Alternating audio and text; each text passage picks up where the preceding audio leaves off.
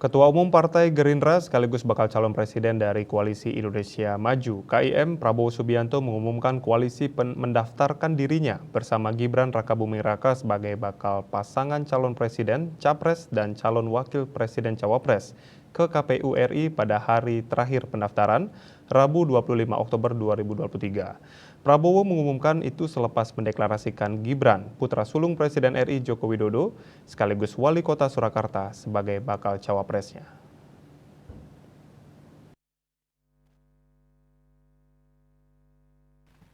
Koalisi Indonesia Maju merupakan gabungan partai politik yang terdiri atas Partai Gerindra, Partai Golkar, Partai Amanat Nasional PAN, Partai Bulan Bintang PBB, Partai Gelora Indonesia, Partai Garuda, Prima, dan Partai Demokrat.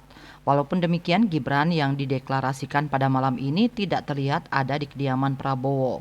Gibran yang sejauh ini diketahui masih kader PDI Perjuangan diusulkan menjadi bakal cawapres setidaknya sejak rapat para ketua umum dan sekretaris jenderal Partai Anggota Koalisi Indonesia Maju pada 13 Oktober 2023.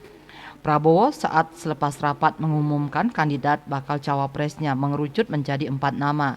Nama-nama kandidat yang muncul selain Gibran saat itu antara lain Erick Thohir, usulan PAN, Yusril Iza Mahendra, Ketua Umum Partai Bulan Bintang, dan Khofifah Indar Parawansa, Gubernur Jawa Timur yang diusulkan Partai Demokrat.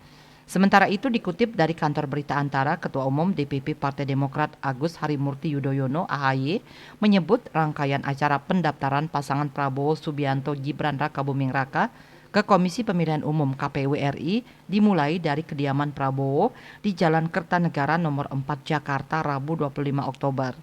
AHY pun meminta dukungan dan doa dari masyarakat agar acara itu berlangsung lancar. Pada Minggu pagi, AHY melakukan pertemuan dengan Gibran. Gibran langsung kembali ke Surakarta, Jawa Tengah. Sejauh ini belum diketahui kapan dia bakal kembali ke Jakarta, terutama untuk mengurus pendaftaran dirinya bersama Prabowo ke KPU RI. KMB Bali Post melaporkan.